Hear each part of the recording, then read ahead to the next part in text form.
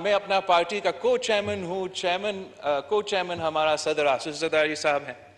اور صدر زرداری صاحب کے بارے میں تو مشہور ہے کہ یاروں کا یار ہے. اور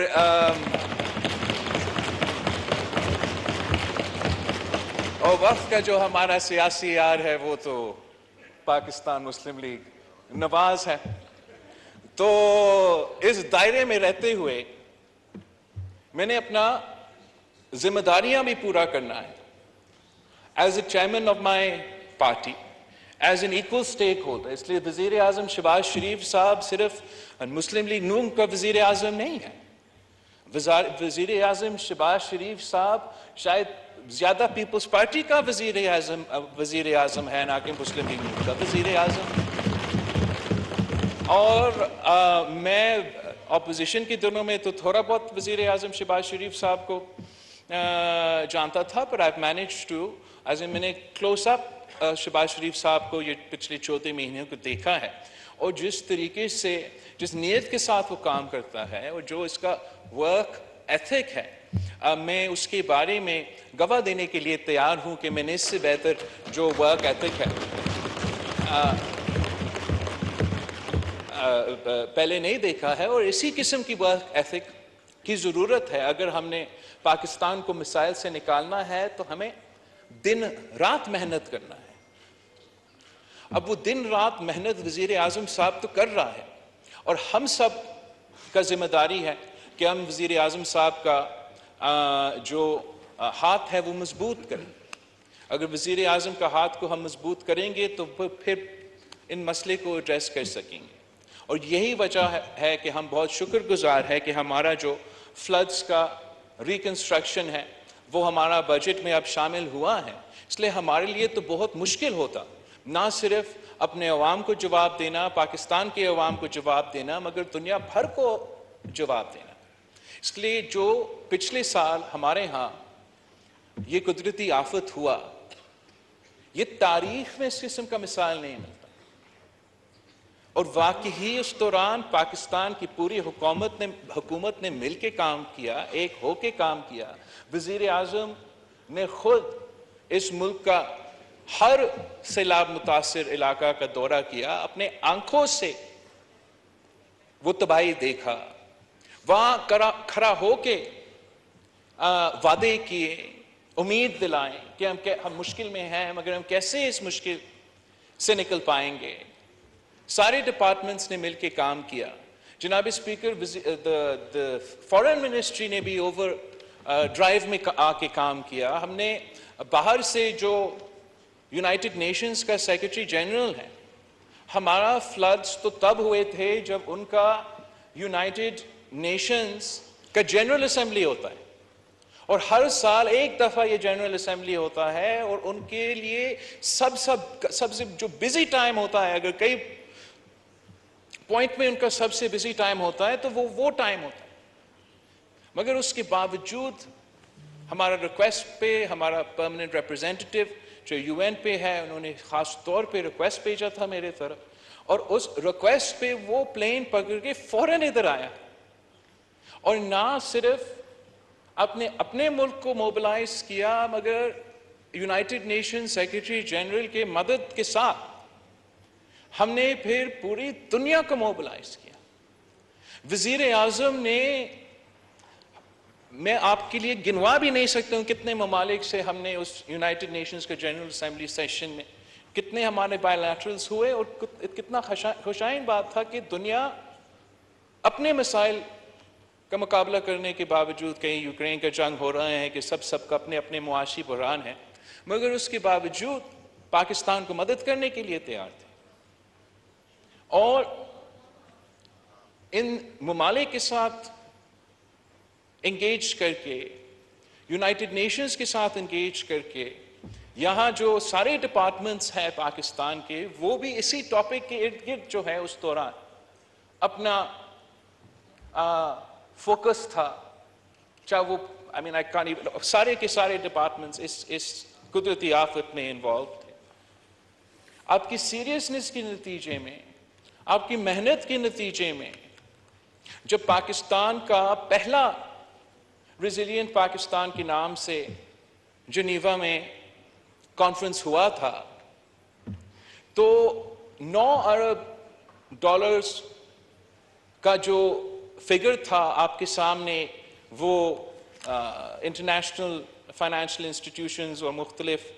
ममालिक के इकट्ठा होने के बाद आपका वज़ीर आज़म की सरबराही में और यूनाइटेड नेशंस का सेक्रेटरी जनरल के सरबराही में वो इतना ही बड़ा कामयाबी हासिल हुआ पाकिस्तान की। और हम जैसे वापस आए वज़ीर आज़म साहब ने खुद जॉइंट प्रेस कॉन्फ्रेंस करवाया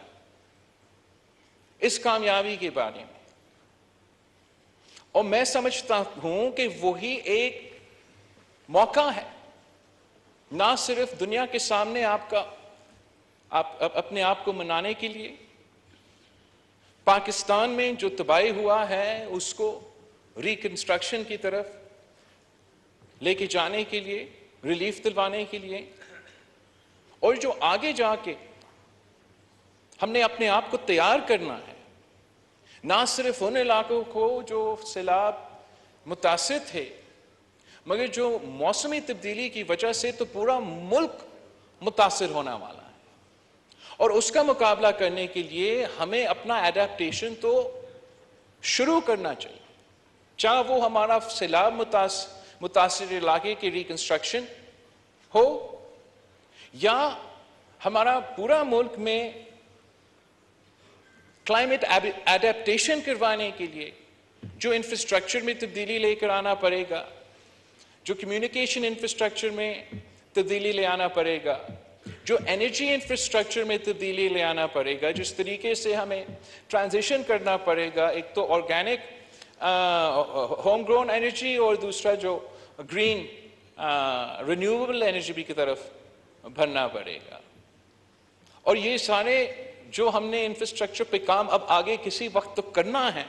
अगर उस पे हम अभी से इस काम शुरू कर ले, हम ना सिर्फ अपने मुल्क के जो सर्वाइवल की ज़रूरियात है वो पूरा कर सकते हैं, मगर इससे जो ऑब्वियसली मुआशी फ़ायदा होते हैं, जिस तरीके से लोगों को रोज़गार के मौके हम पैदा करवा सकते हैं, तो उसका फ़ायदा भी है। And to top it all of एक एवेन्यू है इंटरनेशनल दुनिया में आपको इस किस्म के स्कीम्स को फंडिंग हासिल करने के लिए।